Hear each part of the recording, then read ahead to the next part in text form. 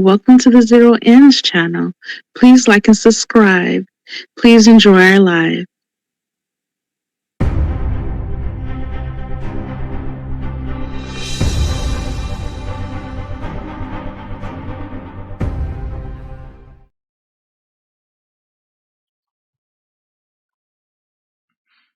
Okay, welcome again to another section of American Negro Slave Revolts. This is Chapter 8, Section 1 of this chapter. It's a very lengthy chapter, so I want people to follow through. Listen closely. And also, I would advise everybody to go back to all previous readings of this great book, or actually a good book, but it's a great book to me. Everybody has their own opinions. I find it very helpful. I learn a lot so far, and going deeper in each chapter of this book. So, I advise people to buy the book itself either in PDF form or actual physical copy. Anyway, like I said, get the book for yourself to get a full glimpse and understanding of it entirely. I read it to a point for y'all to get a clear understanding and to cut the hard work. But like always, to get a full picture of the book itself, you have to have it in your own library and read for yourself.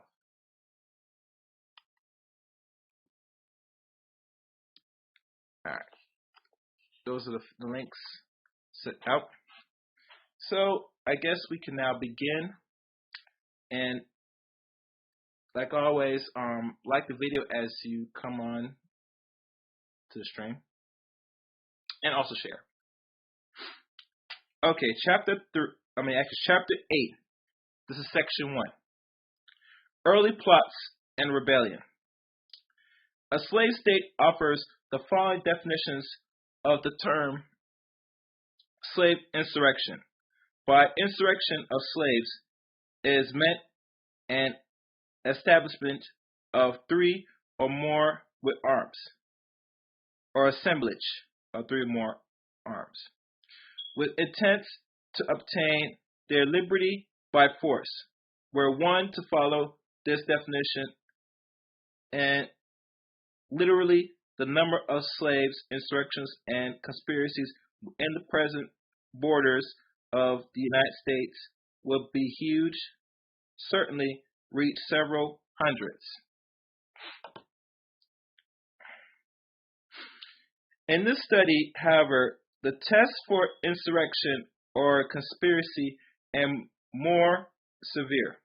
The element of the definition herein subscribed to are a minimum of 10 slaves involving freedom as the apparent aim of the disaffected slaves, contemporary reference, labeling the events as an uprising, plot, insurrection, or the equivalents of these terms. The studies, however, exclude, with a few exceptions, the scores of outbreaks and plots that occur upon domestic or foreign slave traders. Observing such restrictions of the author has found records of apparently or approximately 250 revolts and conspiracies in the history of American Negro slavery. 2 additional facts of particular interest appear from the studies. These are, first, that occasionally the plans or aspirations of the rebellion were actually reported as going beyond a desire for personal freedom, and envisioning, in addition, a property redistribution, and second, that white people were frequently implicated or believed to be implicated with the slaves in the plan or efforts to overthrow the master class by force. So there's always plot to get freedom by any means necessary. Let's continue.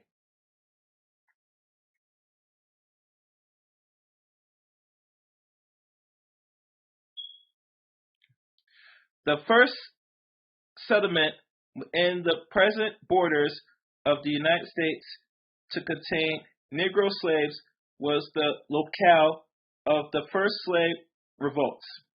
A Spanish colonizer, Lucius Vasquez de Ayllón, founded in the summer of 1526, a community whose probably location was at or near the mouth of the Petty River in what is now called South Carolina. The settlement consists of about 500 Spaniards and 100 Negro slaves. Trouble soon beset it. Illness caused numerous deaths. Carrying off in October, Ayllón himself, internally, decisions arose, and the Indians grew increasingly suspicious and hostile. Finally, probably in November, several of the slave rebellions and fled to the Indians. The next month, what was left of the adventurers, some 150 souls, returned to Haiti, leaving the rebellion Negroes with their Indian friends as the first permanent inhabitants others than the Indians in what was to be the United States. Negro slaves plots are not reported in English American until the later parts of the 17th century, as those that did occur in the centuries were generally centered in Virginia. It was, moreover, not until the early years of the 18th century that the uprisings and conspiracies appeared to have been in considerable importance or frequent occurrences. This is probably due to the fact that there were few Negroes in the prescribed limits until about 1680, Virginia itself having but 300 in 1649 and only 2,000 in 1670. About 5% of the colony population. It was not until 1660 that the latter governments actually declared them to be slaves. Staple crops production was largely confined in the 17th century to tobacco raising in Virginia, and even this was mainly handed by the white indentures servants until approximately 1675. It was not until the third decade of the next century that other staple crops, rice and indigo, became important and led to the spreading of the plantation system to the Carolinas. By 1715, one-third of the population of Virginia and Carolinas and Maryland, Georgia, had no slavery legally until 1750, where slaves, i.e. 46,700 out of 123,510 within 5 years. Negro importation became important in Louisiana. Also, so that from 1720 to 1731, about 7,000 slaves have been brought into this area, although due to abnormality conditions, there were less than 3,500 alive in the later years. By 1754, with the plantation system based principally in crops of rice, tobacco, and indigo, cotton and sugar became important about 45 years later. Was well established over 36% of the population of the 5 southern English colonies, Georgia, South Carolina, North Carolina, Virginia, and Maryland, were Negro slaves, 222,000 out of 609,000. So far as known, The first serious conspiracy involving Negro slaves in English America occurred in Virginia in 1663. So these are a few first conspiracies. That was in the 1600s. That was pretty much a long time, but not a long time during them times. And they said the first slaves were brought here in 1607.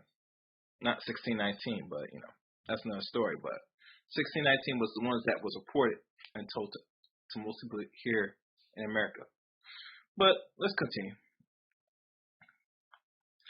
During a period of suffering, poverty, and discontent, information concerning this event is scanty.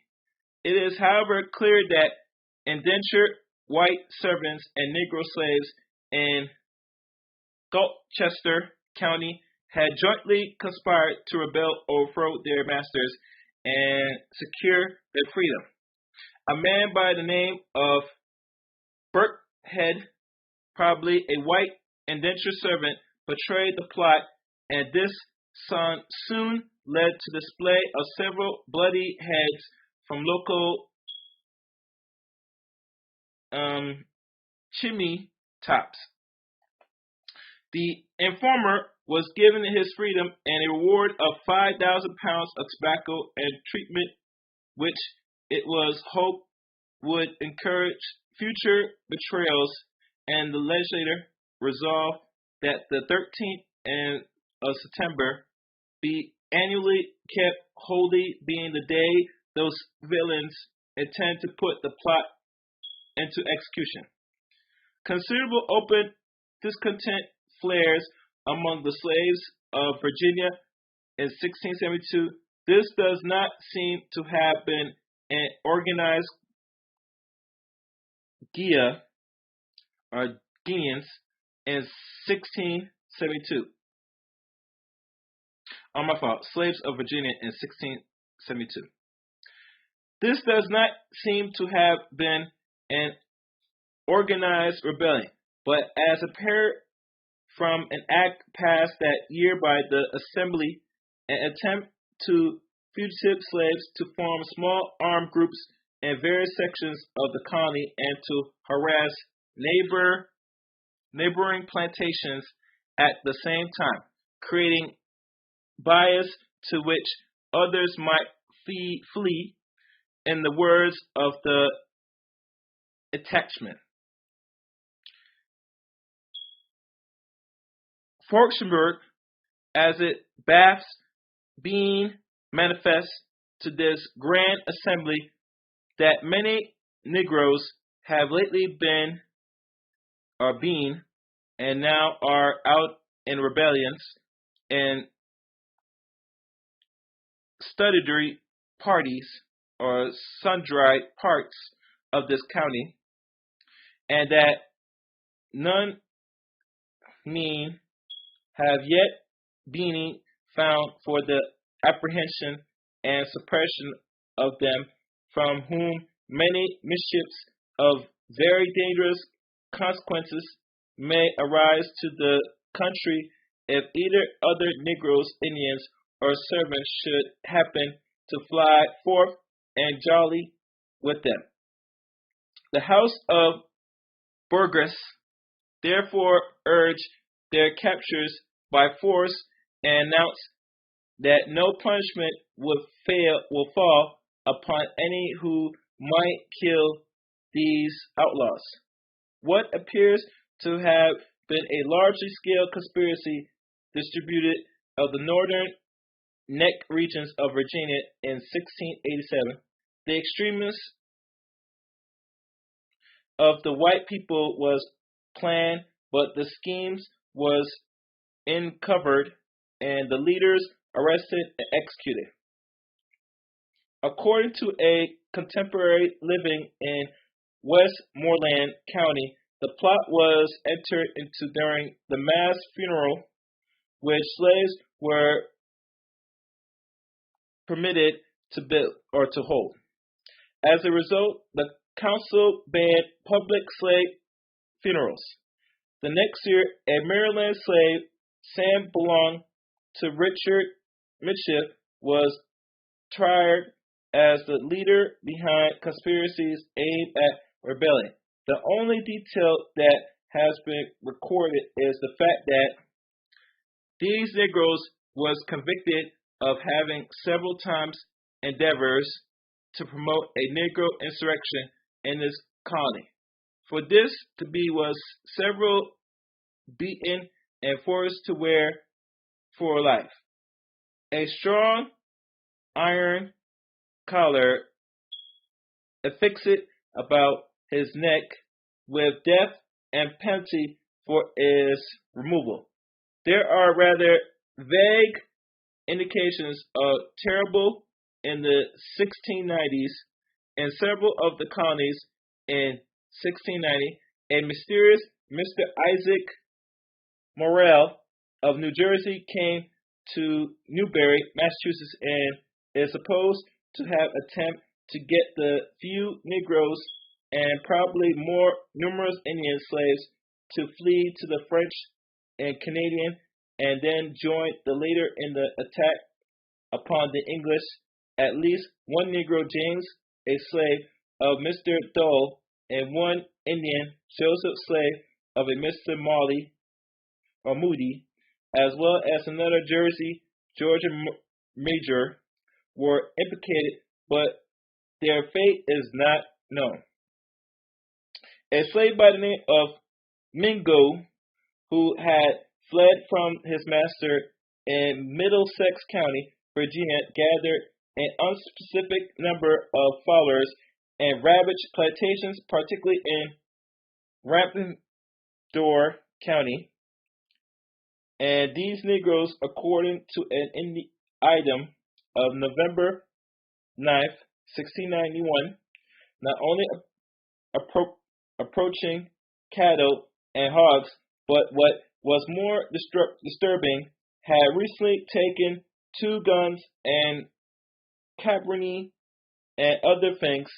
What became of them is not recorded.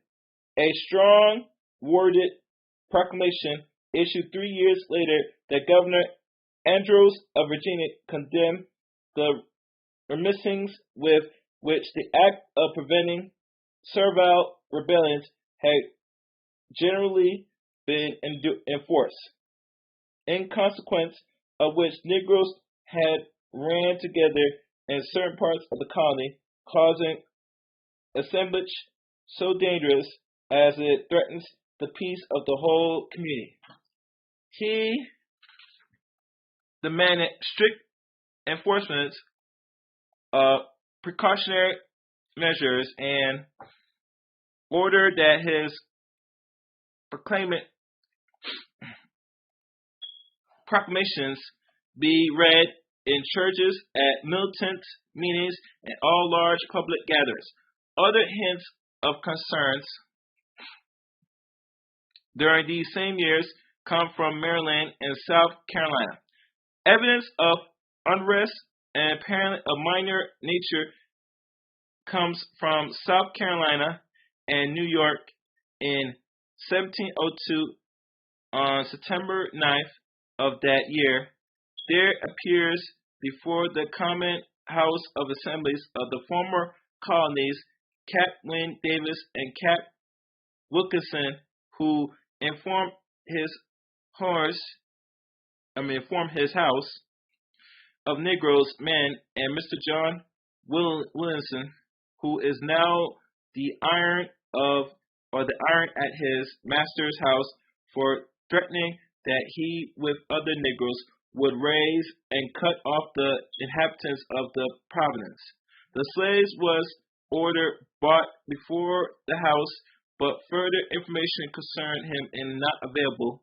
The house did, however, on the same day reprimanded the constables of Charlestown for alleged negligence in their control of the slaves, in demanding too that Mr. Williams Harvey of that city be checked from suffering cabals of Negroes at the house of Ye Neek net called Yet Rat Traps, and recommending finally that the governor issue a proclamation and enforce the act for the better orders of slaves to be more punctually observed. The preamble to an act passes by New York in November of 1702 indicated that all was not docility amongst the slaves. This act for regulating of the slaves, which contained provision against permitting the assemblage of slaves and accepting their testimony in courts, was enacted in as much as the number of slaves in the city of New York and the Albany, and also in the other towns within the province, though daily increase, and that they have been found oftentimes guilty of confederating together in running away or other ill practice. Early in 1708, a small group of slaves in Newington, Long Island rebellions and killed 7 whites, 4 slaves, including an Indian and a woman, were executed, and the men being hanged and the woman burned as a result of this event in October of 1708. A new regulation aims at preventing the conspiracy of slaves was passed, allowing justice to sentence rebellions to be executed in any way or manner that might think most likely to secure public tranquility. You get that? Good. As the early years of the 18th century passed on and the sociological and economic changes occurred that was previously been noted, slave rebellions and conspiracies became more numerous and more serious. Thus, a plot of this nature was discovered early in 1709 in Surrey, James City, and Isis of Wing counties, Virginia, involving Indians as well as Negro slaves. A special court of investigations was appointed by the governor and the council to look into this matter. On March 24th, this court returns with the results of examination of civil Negroes and Indian slaves concerned in a late dangerous conspiracy formed and carried on by great numbers of said Negroes and Indians slaves for making their escape by force from service of their of their masters, and for destroying and cutting off such of her majesty's subject as should oppose their design. Now let me stop right here. Normally they put laws and things in place to control these rebellions and these conspiracy. As y'all know, people, when you read this book personally, one thing is clear: as time progresses and the years go by, the rebellions, the slave revolts, and conspiracies did not just pipe down when they put in new legislative or laws or passed certain bills in their counties. It only heightened. It only increased. Why was that? Why was it not talked about in history? I tell you why it was not talked. Because you have a capacity as a people to not be servants or slaves to nobody. Period. So when they talk about say that most of the people, descendants of slaves in America, just took it, it's evident they were lying. How they were taking it and they were still fighting and still conspiring to kill their oppressors to fight their way out of slavery. You're not going to learn this in school. Because you got to understand, formal education here in the West we call America, or just in general, does not keep honest about actual history, because if they kept it real with you, then it would teach you that you had to fight, strategize to get out of the boot hill of any form of oppression. It's not going to be given to you for any policy. The history never shown that. And it's not going to show you that. Because if that was the case, all the oppression that people suffer back then and probably suffer now would have been over. So that's something you should keep in consideration. So let's continue. By the time this report had been submitted and unspecific, numbers of slaves had already been punished. In what way it's not stated and discharged, but 3 other Scipos, Salvadors, and Tom Shawns believed to be the principal controversies and most remarkable in ye aforesaid conspiracy were still in confinement. Their ultimate fate is not known. Another leader named Peter and owned by a Mr. Samuel Thompson excluded capture. Peter remained free at least 1 year, for in April 1710. A reward of £10 was offered for his capture alive and £5 for his body, or for his dead body.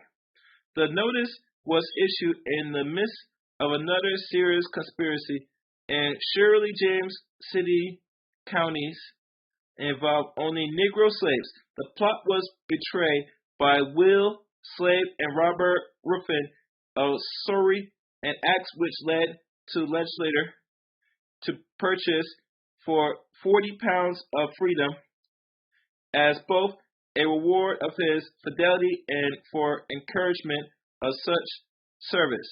Lamont Governor Jennings reports to the Lord of Trades, written in April 1710, as the best available evidence of his episode. Their halts of the late been very happily discovered and attended insurrections of the Negroes, which have been put in execution in Surrey or Shirley, James City County of Easter Day, but the chief conspirators have been seasonably apprehended and their design is broken. There are 2 of them trying this general county found guilty and will be executed, and I hope their fate will strike such terror in the other Negroes as will keep them from forming such designs for the future without being obligated to make an example of any more of them. In June of 2 rebellions were executed in events which the Lords of Trades hoped would serve as an example to deter any attempt of the like nature for the future.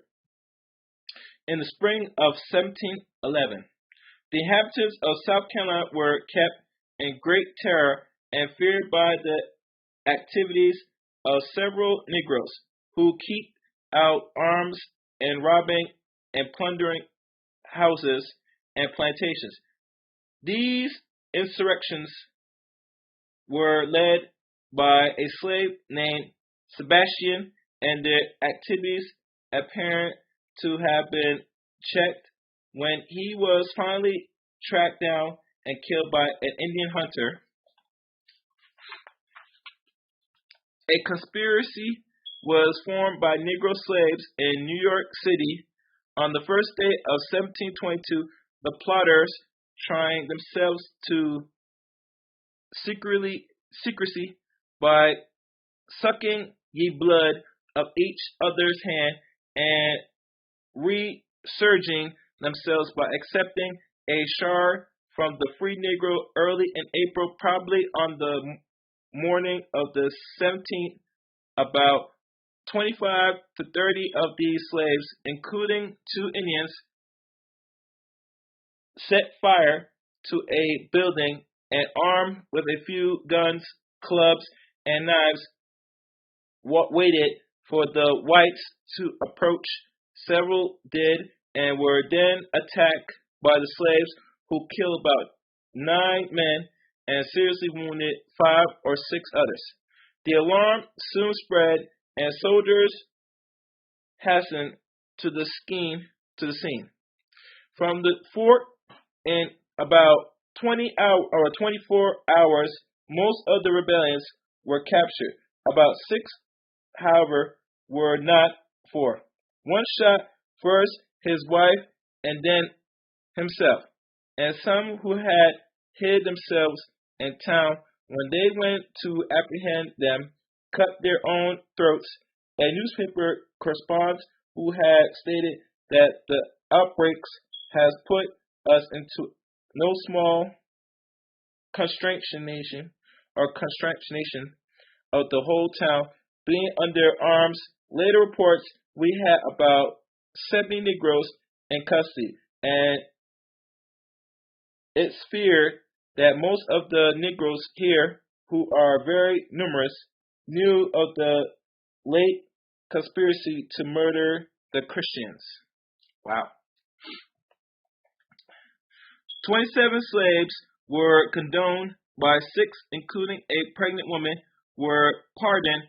21 then were executed, and since the law of 1708 permits any kind of punishment for these offenses, the governor was able to describe the modes of execution as follows.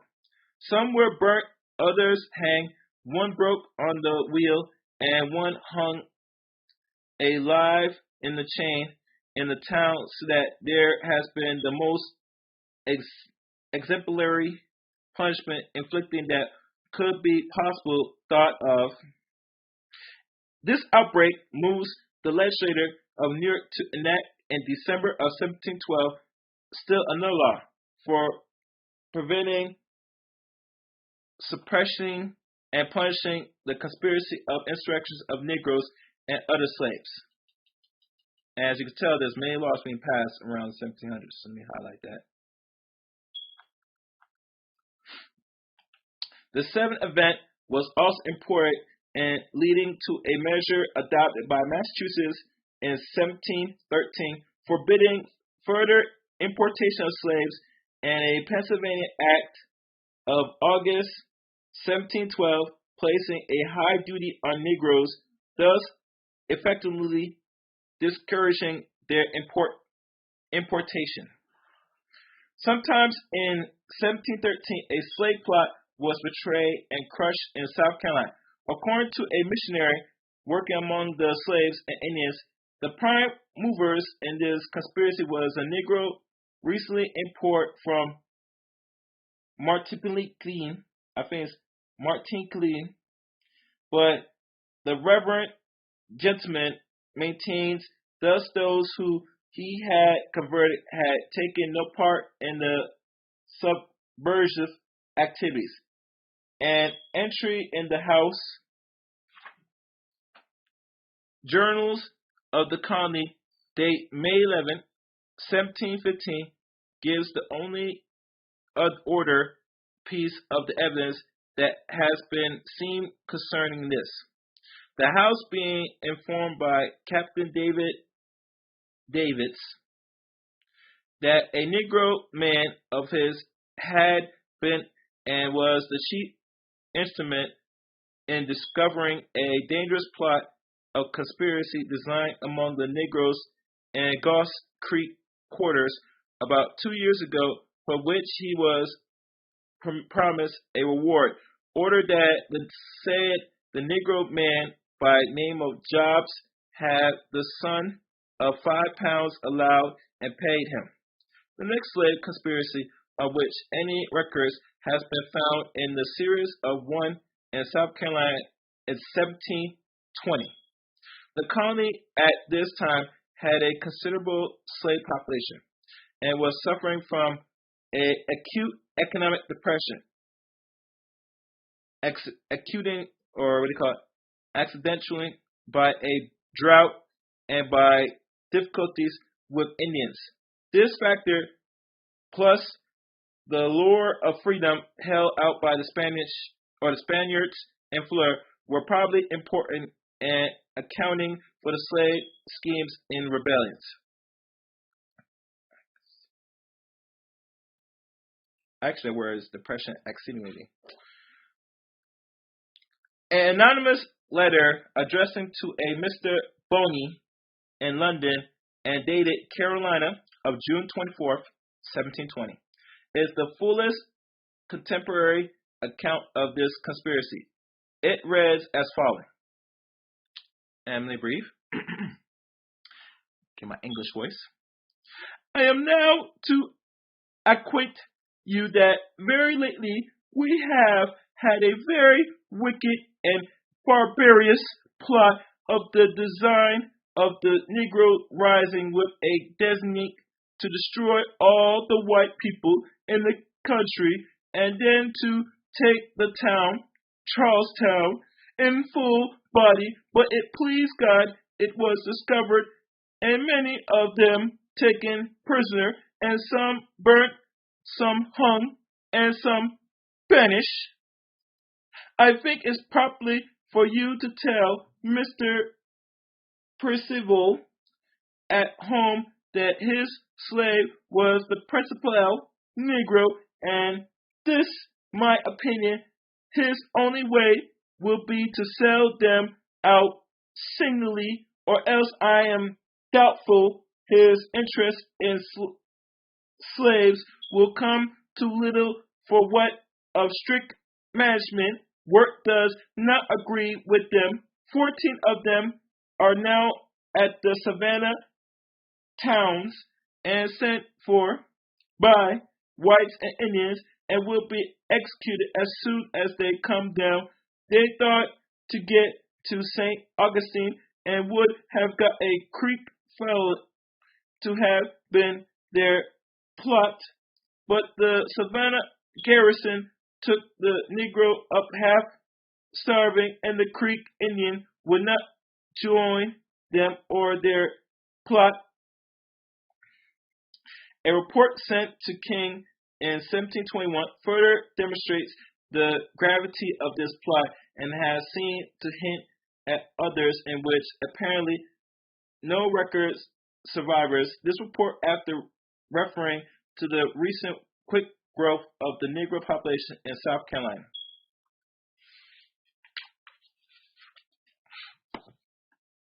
declares that the black slaves have lately attempted and were very near succeeding in a new, my emphasis, revolution which would probably have been attended by the utter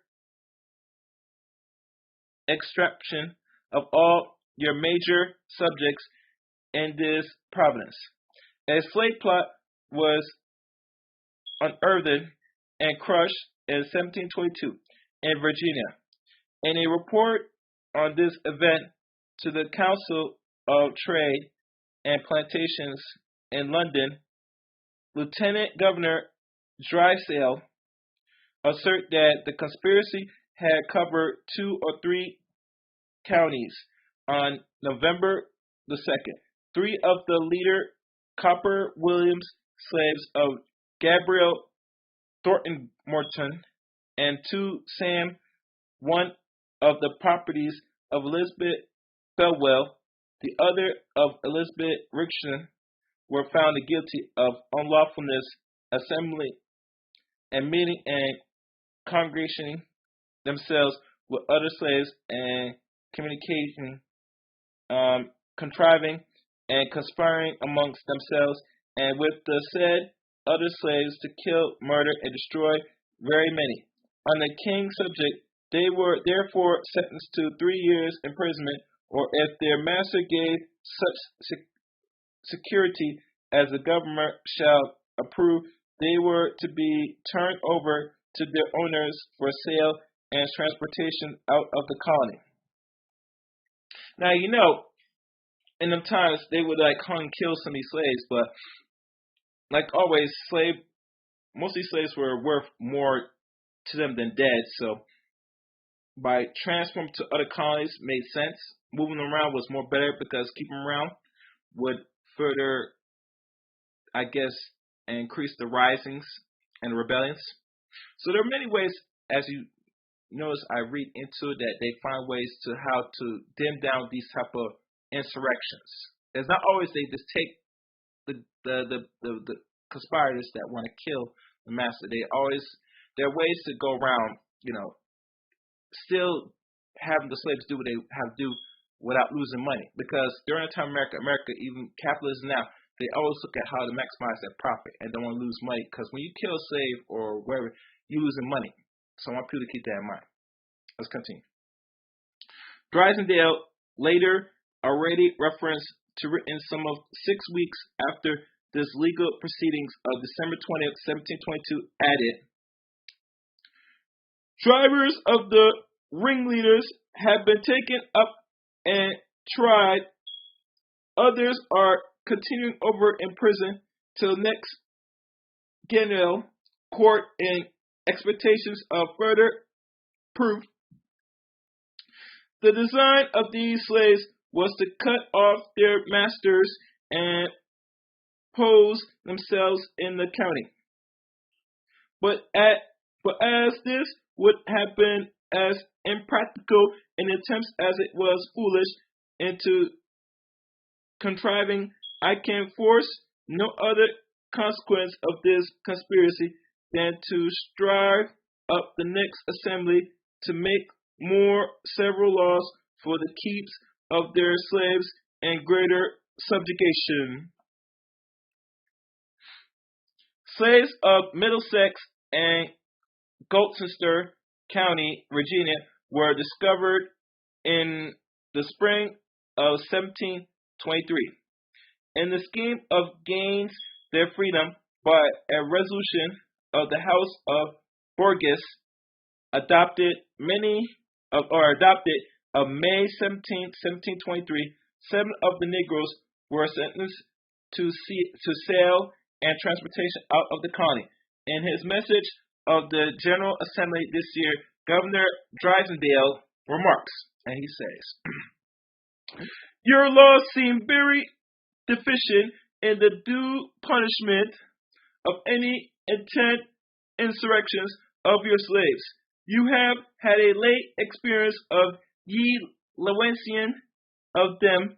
I am permissible. You are too well acquainted with the cruel deposition of those creatures when they have it in their power to destroy or distress, to let slip this failure opportunity of making more proper laws against them.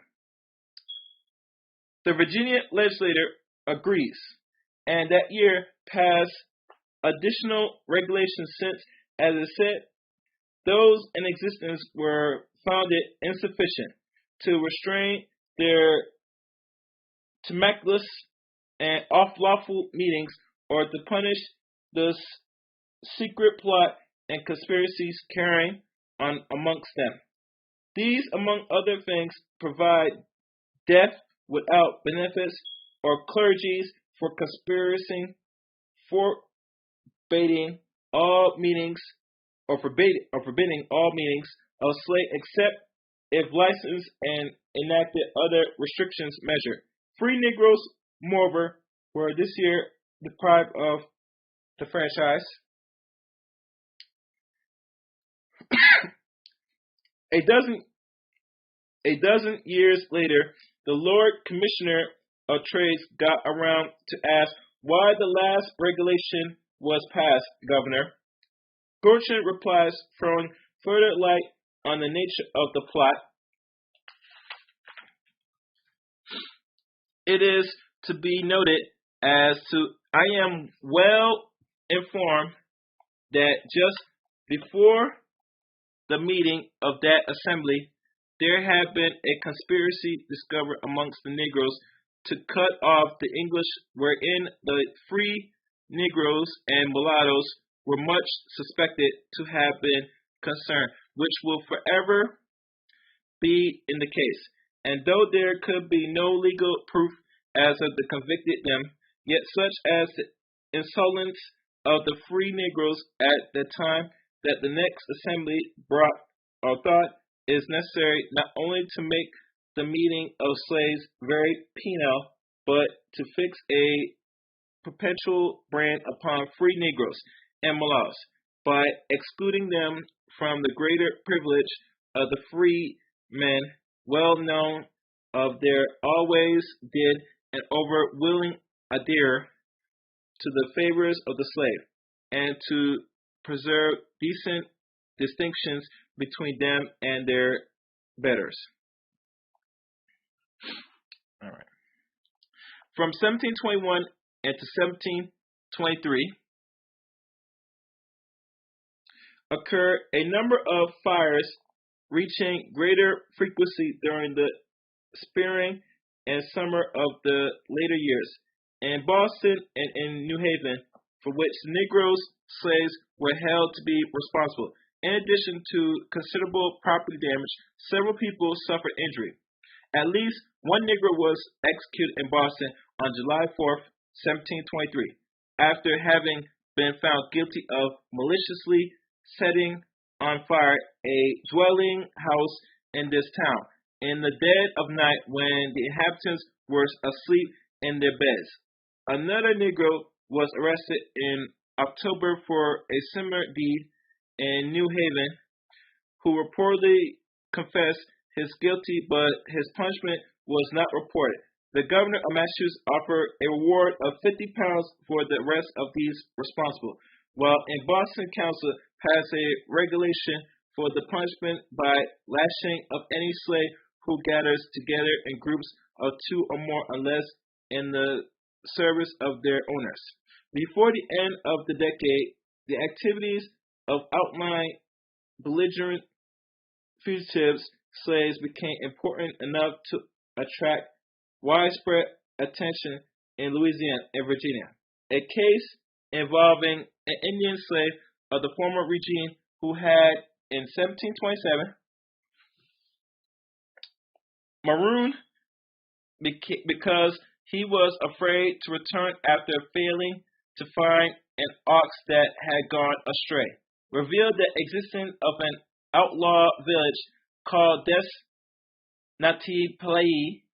There at the moment, about 50 other slaves, Negroes, and Indians live and protect themselves from recapture with 11 guns and some ammunition, which they passes.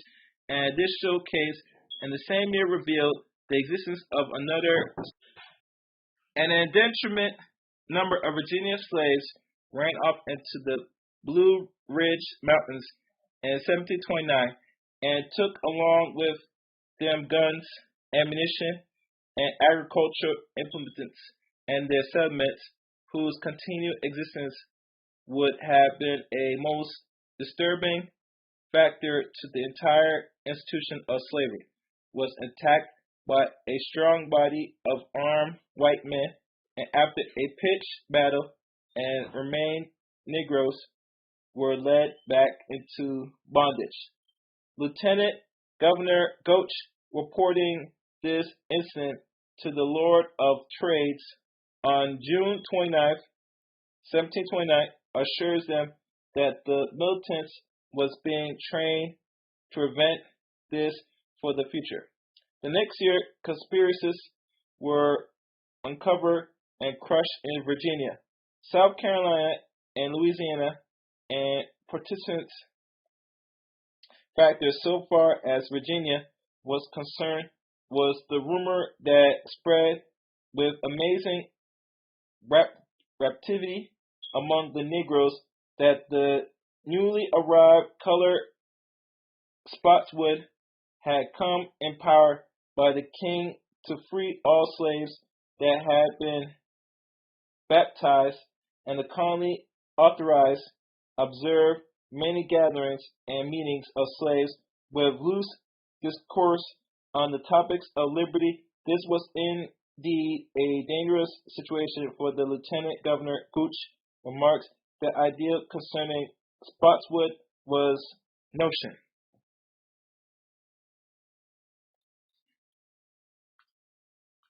And let's see. Okay. In their circumstance sufficient to incite them to rebellions, were they master of a more peaceful disposition than generally didn't have.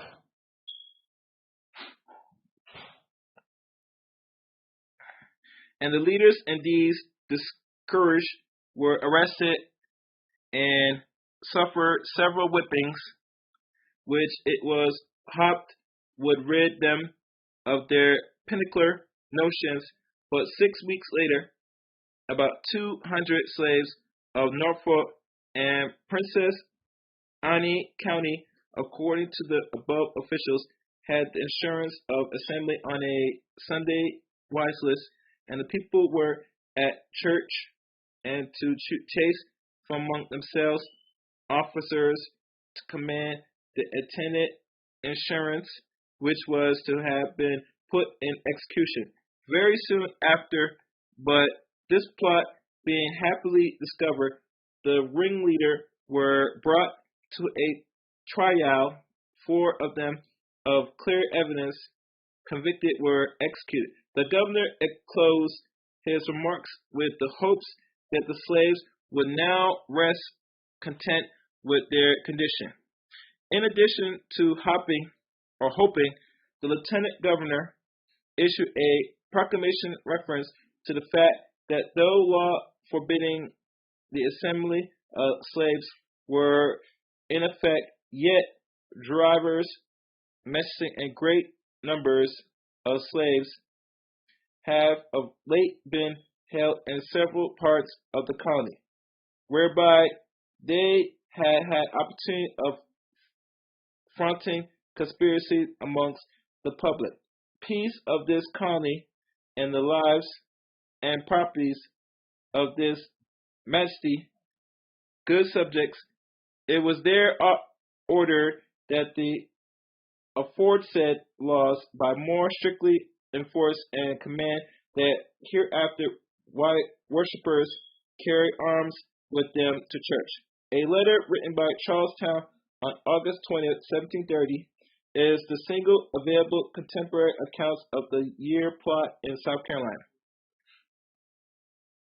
I shall give an account of a bloody tragedy which was to have been executed here last Saturday night, and the 15th instant, by the Negroes who had conspired to rise and destroy us, and had almost brother it to pass, but it pleased God to appear for us and confound their counsel.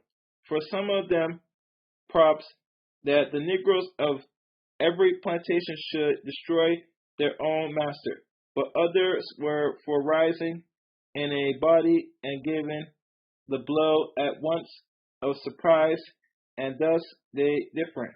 They soon made a great body at the back of the town and had a great dance, and expect the county Negroes to come and join them, and had not an overruling providence discovered their integrities, we had been all in blood. The chief of them were some others in apprehending and in irons in order to a trial, and were the hopes to find out the whole affairs. This remark arose suspiciously, and the woman was brought before the governor and sent by him to prisoners. Investigators were not, however, able to draw anything out of her, and it was decided to charge the director of the public plantation with the task of discovering what, if anything, that behind the woman's defiant cry. He soon reports a widespread conspiracy to destroy the slaveholders had been developed. Shortly, 8 of the leaders, including one Saba, who had been a confidant of the director, were arrested individually, however, and without of knowing of the other fate, and without arousal of any unwarranted excitement. The next day, reports the director, they were put to a torture of burning matches, which, thought several times repeated, could not bring them to make any confession. In the maintenance, I learned that Saba had it in his own country been at the head of the revolt by which the French lost Fort Argument, and when it was recovered again by M. Pierre de Savert, one of the principal articles of the peace was that this Negro should be condemned to slavery in America, and that Saba of his passengers had laid a scheme of number or to murder the crews in order to become master of the ship. But that being discovered, he was put in from which he continued till he landed in Louisiana. These facts were read to Sabat by an official who ended by threatening to torture him again, upon which he confessed his complicity in a plot as charged by directors and the order. Negroes being confronted with this confession did likewise, after which the 8 Negroes were condemned to the broke alive of wheels, and the woman to hang before their eyes, which was accordingly done and prevented and conspired from taking efforts.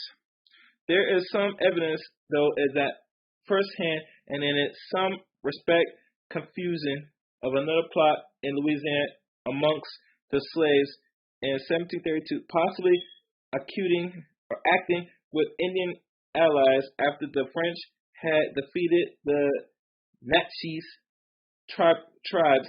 In this case, a woman was hanged and 4 men were broken on the wheel. Their heads were then struck on poles in upper and lower ends of New Orleans, and Grins and Starks indictments to docility. Considerably slaves difficulty besides the rulers of South Carolina in the early 1730s.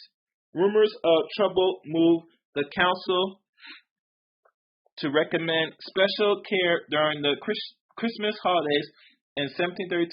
In January entry of February 26, 1733, note that the fact that there had recently occurred many mysterious and large-scale meetings of slaves, some running into the hundred, several robberies, and isolated had been reported and brief a conspire was feared. As a result, the colony's militants and Charlestown Guard were particularly warned to be alert, and 12 slaves were ordered arrested and questioned through a record of their deposition. Apparently to the available later this year, the lower house of colonies, on reading a letter from Cape Charles Russells to the Hudbell Thomas Bergenton Esquire, relating to several runaways Negroes who are near the Congresso and have robbed several of the inhabitants, thereby asking the governor of order reward of £20 a head alive and £10 dead for each of their rebels, which was done in November 1733. Reference were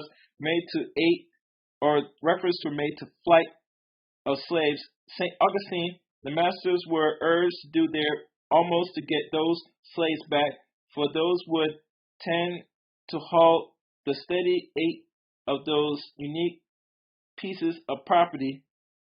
In March 1734, a reward was urged for the white servants and slaves who had taught or had caught and killed a well-known leader of the destruction bands of the slave outlaws.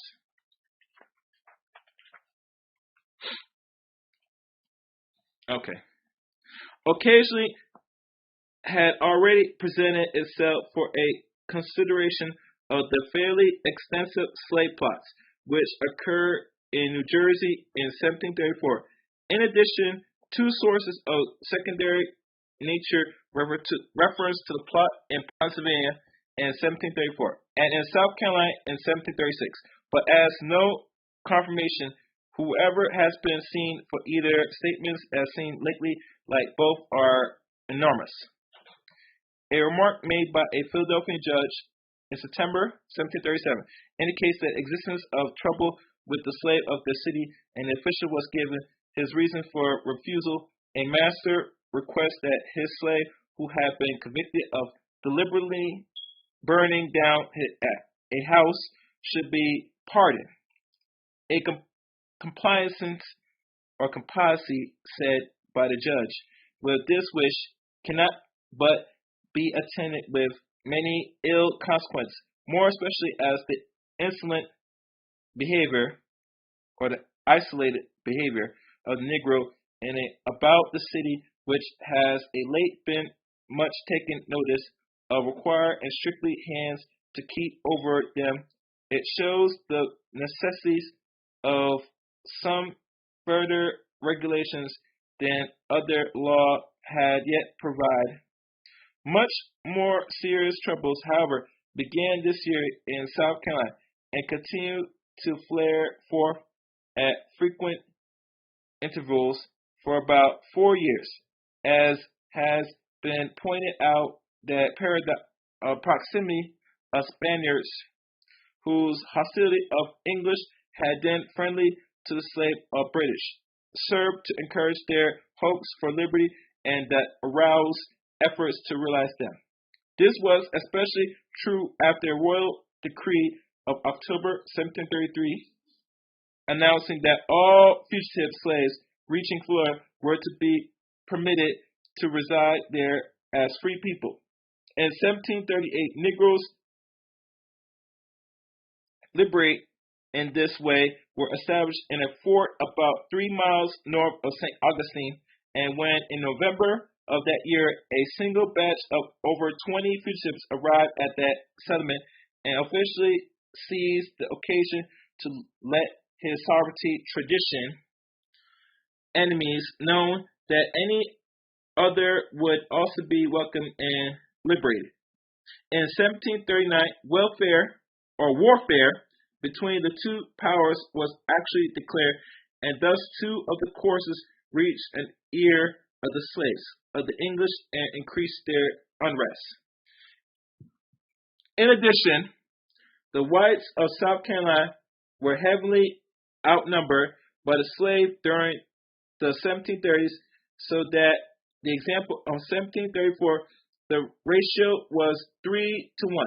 Again, in 1737, it was estimated that the colony could master no more than 5,000 fighters, men, while in containing about 22,000 slaves, and in 1739, there were but 9,000 whites to a total of 35,000 slaves in the province. The thread, moreover, continued averse in the master's safety for a while, and the number of slaves in 1740 had reached about 40,000, and the numbers of whites had declined in some of 5,000.